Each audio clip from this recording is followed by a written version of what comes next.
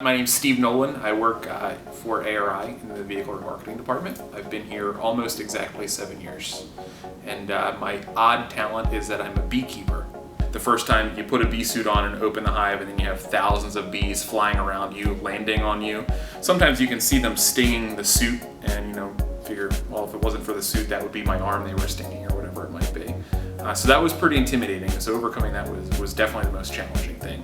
Once you do it though, it really is pretty easy.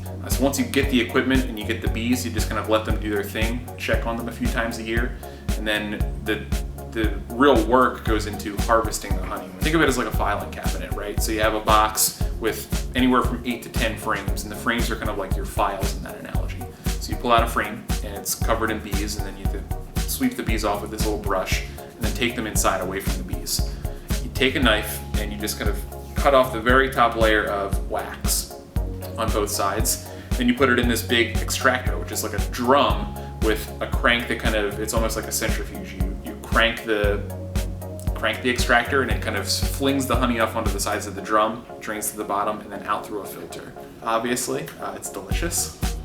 This year, for example, we got about 2.5, 3 gallons out of one hive, which, think about it, 3 gallons of honey is enough for one household to last a lifetime. So I live in Pennsylvania. As you drive around kind of where I live, you can see hives all over the place. It's kind of like a growing hobby, so to speak. There are environmental benefits. Obviously, bees are a big pollinator. And so if we don't have bees pollinating plants and trees and different things like that, we would eventually, potentially run out of vegetables in the garden and fruit on the fruit trees and different things like that. So you need bees. They're an important part of the ecosystem. So the more people you have doing this as a hobby, the more bees there are, and the better it is for the environment in the long run.